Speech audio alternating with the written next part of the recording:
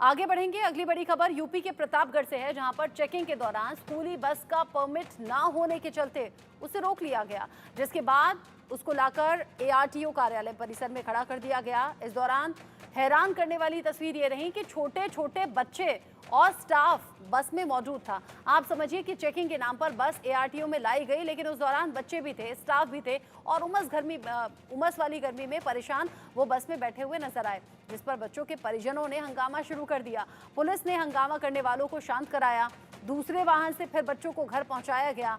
परिजनों ने स्कूली छात्रों के बस में परिसर में खड़ी स्कूली बस का वीडियो जो है उस वीडियो को जारी किया गया, आरोप लगाया और फिर केस दर्ज करने की मांग भी हुई। वहीं एआरटीओ दिलीप गुप्ता का कहना है कि नियम के मुताबिक ही ये कार्रवाई की गई है, नियम के अलावा यहाँ कुछ नहीं किया गया।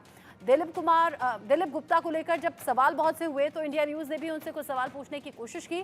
दिलीप गुप्ता इस पूरे मामले पर सफाई क्या दे रहे हैं, एआरटीओ प्रवर्तन प्रतापगढ़, जरा सुनिए।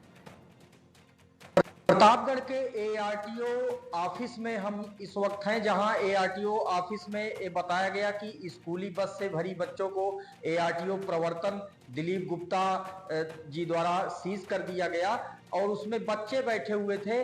बताया जाता है कि वहां हंगामा हुआ, हंगामे के बाद फिर ऐसी स्थिति बनी कि बच्चों को घर हालांकि छोड़ने की बातें सामने आ रही, लेकिन बस को सीज कर दिया गया। क्या वजह थी, क्यों बस को सीज किया गया, पूरी बात करेंगे। हमारे साथ एआरटीओ प्रवर्तन दिलीप कुमार जी हैं, जिन्होंने बस को सीज किया है, उन्हीं से जानने की कोशिश करेंगे। सर, क्या मामला है पूरा और ऐसी क्या कार्रवाई करनी पड़ी आपको? शासन के निर्देशानुसार अनधिकृत बसों और स्कूली वाहनों की चेकिंग की जा रही है और ये निर्देश है कि विशेष तौर पर जो स्कूली वाहन हैं उनमें से कोई भी वाहन ऐसा मार्ग पर दिखलाई न पड़े जिसकी फिटनेस ना हो। इसी संदर्भ में जांच करते हुए एक स्कूल बस को रोककर चेक किया गया तो बहुत ही चिंताजनक स्थिति थी। उसका फिटनेस 2021 से समाप्त था, उसका बीमा नहीं हुआ था 2019 के बाद से और परमिट नहीं था उसमें। बस की स्थिति ठीक नहीं थी और उसमें बच्चे बैठे थे। तो पहले मैंने स्कूल प्रबंधन से बात की और कहा कि इन बच्चों को इस असुरक्षित बस से जाने देना उचित नहीं है, इसलिए किसी सेफ बस को भेजें, फिट बस को भेजें जिससे इस बच्चों को वापस घर भेजा जाए। और उस तत्कालीन स्थिति के लिए हमने पास में एआरटीओ ऑफिस के दफ्तर में गाड़ी को खड़ी करा ली सेफली, क्योंकि सड़क पे असुरक्षित था तो दफ्तर के अंदर खड़ी करा दिया और स्कूल प्रबंधन को कहा कि दूसरे वाहन को आप वहां भेजें। स्कूल प्रबंधन के लोग 10 से 15 मिनट के अंदर आ गए। उन्होंने कहा दूसरी बस की व्यवस्था नहीं हो पा रही है, तब तक इसी बस से स्कूली बच्चों को वापस भेजा गया। नहीं सर, तो वो हल्ला क्यों मचने लगी, हंगामा क्यों होने लगा? जब ये बस बच्चों को लेकर के जा रही थी तो आसपास के कुछ अराजक तत्व हैं जो बहुत पहले से संभवतः इस क्षेत्र में सक्रिय हैं, वो इकट्ठे हो गए और बस को छुड़ाने के लिए और बस को अपने कब्जे में लेने के लिए दबाव बनाने लगे और तमाम तरह से इधर उधर से सिफारिशें कराने लगे कि बस को छोड़ दिया जाए। लेकिन बस को सिर्फ या तो स्कूल के हवाले किया जा सकता है या फिर बच्चों को स्कूल छुड़वाकर ही बस को कुछ किया जा सकता है। जब बच्चे उसमें सर बैठे थे, ये बात हो रही है, तो जब बच्चे उसमें बैठे ही रह गए कि उनको नीचे उतारा गया? नहीं, बच्चे बस में सुरक्षित रूप से बैठे थे। जब स्कूल प्रबंधन के लोग आ गए तो उनकी देख रेख में उनको फिर रवाना किया गया ताकि अपने अपने गंतव्य पर सबको पहुंचा दिया जाए। जब बस सारे बच्चों को पहुंचा करके वापस लाई गई तब जाकर उस पर नियमानुसार कार्रवाई की गई है। इस मामले में क्या कार्रवाई की है आपसे? ये बस को सीज कर दिया गया है क्योंकि वो चलने योग्य नहीं थी और मुख्यालय से ऐसे बसों की सूची प्राप्त हुई है जो लंबे समय से अनधिकृत रूप से चल रहे हैं, उनमें से ये भी एक थी। इसकी तलाश कई दिनों से थी, लेकिन ये लोग चोरी छिपे ऐसे बसों को चलाते हैं, जल्दी मिलते नहीं हैं और ये न सिर्फ स्कूली बच्चों के लिए बल्कि सामान्य जन के लिए भी खतरा है अगर इनको मार्ग पर चलने दिया जाता है। लेकिन सर, क्या ऐसे नहीं लगता कि जब बस आपने देखा उसमें फिटनेस नहीं था, एश्योरेंस नहीं था, उसके बाद बच्चे थे, तो बाद में आखिर उसी बस से बच्चों को भेजना पड़ा, तो पहले बच्चों को जाने देते, उसके बाद बस को सीज कर देते? नहीं, एक बेहतर ऑप्शन मैं खोज रहा था कि उस बस से तुरंत जाने देना उचित नहीं था, इसलिए मैंने प्रयास किया कि सेफ और फिट बस मिल जाए, स्कूल प्रबंधन उसकी व्यवस्था करे ताकि उनको भेजा जाए। इस प्रक्रिया में मात्र 10 से 15 मिनट लगे। जब लगा कि ये देर हो रही है और दूसरी बस की व्यवस्था नहीं हो पाएगी तब उस बस से जाने दिया। बिल्कुल, बस अनसेफ थी, फिटनेस नहीं था, उसका इंश्योरेंस नहीं था, वो सड़क पर लेकिन दौड़ रही थी। और उस कार्रवाई के लिए जब सड़क पर एआरटीओ प्रवर्तन दिलीप गुप्ता जी खड़े हुए थे, उन्होंने उसमें फिटनेस और इंश्योरेंस नहीं देखा तो उसको सीज करने की कार्रवाई की। लेकिन अभिभावकों का आरोप है कि इस दौरान बच्चे बस में घंटे भर के करीब बैठे रहे, भूखे प्यासे रहे और उसके बाद वो गर्मी, उमस भरी गर्मी में तड़फड़ाते रहे। लेकिन जहां डीएम ने इस पूरे मामले को लेकर एआरटीओ प्रवर्तन और स्कूल से भी जवाब मांगा है कि आखिर ऐसे समय तक, इतने लंबे वक्त तक, यानी 2019 में आपका फिटनेस खत्म होता है, 2021 से सोर्स नहीं है, तो बगैर फिटनेस के या अनसेफ बस में कैसे आप बच्चों को यात्रा करा रहे थे। स्कूल प्रबंधन से भी डीएम ने जवाब तलब किया है और एआरटीओ प्रबंधन से भी डीएम ने जवाब तलब किया है। 24 घंटे के अंदर मामला साफ होने वाला है कि प्रतापगढ़ में किस पर गाज गिरेगी। Shiv Mohan Shukla, Pratapgarh, India news. प्रतापगढ़ के एआरटीओ दफ्तर में हम खड़े हैं। देखिए किस तरह से एआरटीओ दफ्तर को दिखाना चाहेंगे।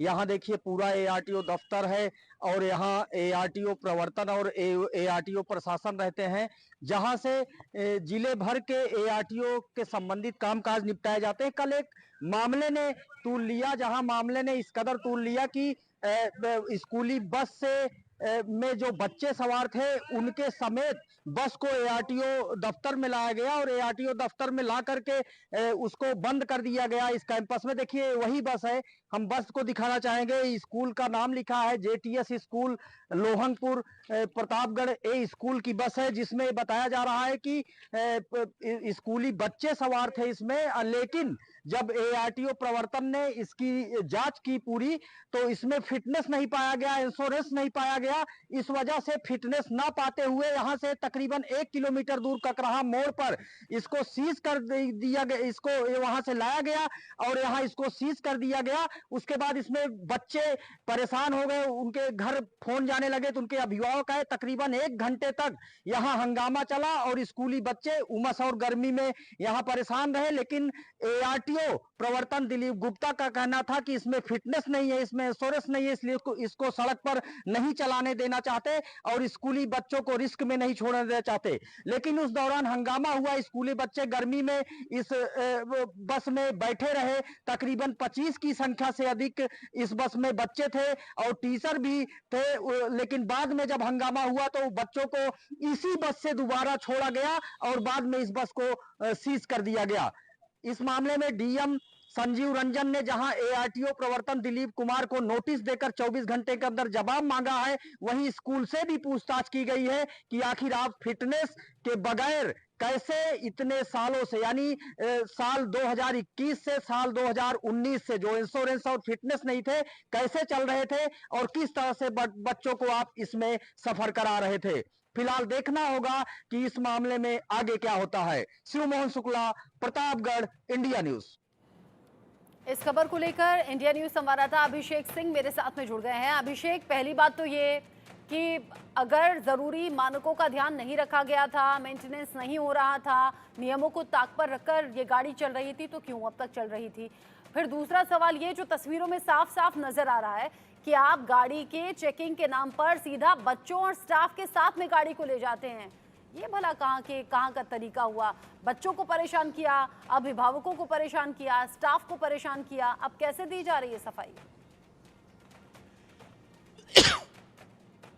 बिल्कुल, प्रतापगढ़ में हुई ये घटना अपने आप में बहुत बड़ा सवाल खड़ा कर रही है कि स्टैंडर्ड ऑपरेटिंग प्रोसीजर है इस तरह की बसों के लिए जो बच्चों को कैरी करते हैं, यानी बच्चों को स्कूल ले जाने लाने वाली बसों के लिए बाकायदा फिटनेस, गाड़ी के पीछे ड्राइवर का नंबर और गाड़ी स्पीड में चले तो उसकी कंप्लेन करने के लिए अथॉरिटीज़ का नंबर बाकायदा चस्पा करवाया जाता है और ऐसी स्थिति में गाड़ी का फिटनेस लाइसेंस का नंबर भी पीछे लिखवाया जाता है।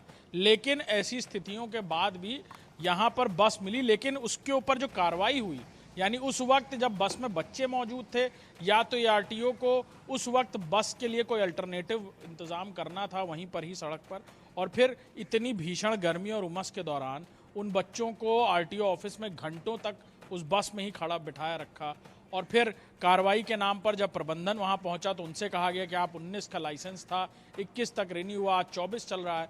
लेकिन ये सब खींचतान के बीच असली में जो परेशानी की बात यह है कि वो मासूम बच्चे जिनका कोई लेना देना नहीं इस बात से, और उनका परिवार, उनके अभिभावक पैसे भी भर रहे हैं बस के लिए, जो स्कूल अलग से चार्ज करता है ट्रैवलिंग अलाउंस के नाम पर, वो बच्चों के अभिभावक के पैसे देने के बावजूद स्कूल प्रशासन की तरफ से ये किया गया। और उस पर सोने पर सुहागा ये कि आरटीओ साहब अपनी नौकरी करते करते ये भूल गए कि उनके भी मासूम बच्चे होंगे। इस तरह से उन मासूम बच्चों को इतनी देर, हालांकि इस पूरे मामले पर जब शिकायत हुई, वहाँ के इलाके के लोगों ने शोर मचाना शुरू किया और ये कहा कि इस बस को आप यहाँ से रवाना कराइए, तो घंटों तक वहाँ बस भी नहीं मंगवा पाए आरटीओ। और अब इस पूरे मामले पर एक जो विभागीय जांच है वो सेटअप की गई है। परिवहन मंत्री की तरफ से एक जांच सेटअप की गई है कि इसमें नेग्लिजेंस ऑफ ड्यूटी के साथ साथ उस वक्त मानवीय भावना को बिल्कुल दरकिनार करके कार्रवाई की गई। और मासूम बच्चे गाड़ी के अंदर मौजूद थे, गाड़ी गंतव्य तक पहुंच सकती थी तो उसे वहां पहुंचाना चाहिए था। अगर सड़क पर चलती गाड़ी की ऐसी स्थिति थी कि वो चल ही ना पाती, गाड़ी के टायर पंचर थे, ऐसी स्थिति थी तो बात अलग थी। लेकिन अगर गाड़ी चल रही थी, चल सकती थी, तो उसे गंतव्य तक पहुंचाना चाहिए था। हालांकि आरटीओ साहब की तरफ से जो अपनी सफाई आरटीओ की तरफ से आई है, जो अभी बातचीत भी कर रहे थे शिव मोहन हमारे संवाददाता, वो बता रहे हैं कि गाड़ी चलने लायक नहीं थी सड़क पे, और अब उन्होंने पकड़ा है गाड़ी को, तो अब गाड़ी की जो स्थिति है वो ऐसी है कि बच्चों को उसमें बिठाना रिस्क फैक्टर था, तो उसके लिए कोई अल्टरनेटिव होना चाहिए था। हालांकि अब इस पूरे मामले पर प्रशासनिक तौर पर यानी जिला अधिकारी कार्यालय की तरफ से और परिवहन विभाग से भी जांच हो रही है। देखना होगा जांच के बाद क्या कुछ निकलकर सामने आता है। जी अच्छा, आपने कहा कि रिस्क था, ये रिस्क पहले क्यों नहीं समझ में आया? ये रिस्क इतना आपाधापी में क्यों समझ में आया कि बच्चों के साथ में ही बस को ले गए? और अगर रिस्क था तो वहीं के वहीं गाड़ी को रोकते, ऑल्टरनेट इंतजाम करते और फिर ले जाते बस को एआरटीओ विभाग। बिल्कुल, आप कोई भी ड्यूटी में है या ऑन ड्यूटी, चाहे वो पुलिस के अधिकारी हों, आरटीओ हों या हेल्थ डिपार्टमेंट, मानवीय भावना को आगे रखकर ही ड्यूटी करने के लिए सभी एसओपीज तैयार किए गए हैं। और ऐसे में जब इतनी भीषण गर्मी उमस का मौसम है, छोटे बच्चे स्कूल की बस से जा रहे हैं, बस का अगर इंस्पेक्शन करने के बाद ये पाया गया कि स्टैंडर्ड ऑपरेटिंग प्रोसीजर के हिसाब से उसकी फिटनेस नहीं है, तो उस वक्त ये अल्टरनेटिव या तो करना चाहिए था कि बस कोई और रुकवानी चाहिए थी आरटीओ को, उसमें बच्चों को शिफ्ट करना चाहिए था और तब बस को सीज करते। उन्होंने कहा कि उस वक्त हमें लगा कि बस से चलना बच्चों का रिस्की होगा, इसीलिए बस को आरटीओ दफ्तर के अंदर घंटों खड़ा कराया गया। हालांकि वो कह रहे हैं कि 20 से 25 मिनट, लेकिन ऐसा नहीं हुआ। काफी देर तक ये सब कुछ रस्साकसी चलती रही और उसके बाद उसी बस से बच्चे अंतोगत्वा गए वहां से। तो यही डिसीजन अगर पहले लिया जाता, और अब इसी मामले को लेकर, इस पूरे मामले पर एआरटीओ के मानवताहीन कार्य को लेकर ये जांच शुरू हुई है। चाहे वो परिवहन विभाग की तरफ से जो जांच है वो हो रही है कि ड्यूटी पर क्या आप मानवीय मूल्यों को भूलकर ड्यूटी करेंगे या फिर उस वक्त मानवीय मूल्यों को आगे रखेंगे और फिर अपनी ड्यूटी के जो एसओपीज हैं उन्हें भी साथ में निभाएंगे। और इसी बात की ट्रेनिंग भी दी जाती है इन सभी अधिकारियों को, चाहे वो किसी भी डिपार्टमेंट के हो। तो देखना होगा जिला प्रशासन और परिवहन विभाग की जांच में क्या गाज गिरती है आरटीओ पर इस तरह नेग्लिजेंस ऑफ ह्यूमैनिटी करने की वजह से। जी ठीक है अभिषेक, नजर आप रखिएगा। बहुत शुक्रिया आपका ये सभी जानकारी दर्शकों तक पहुंचाने के लिए।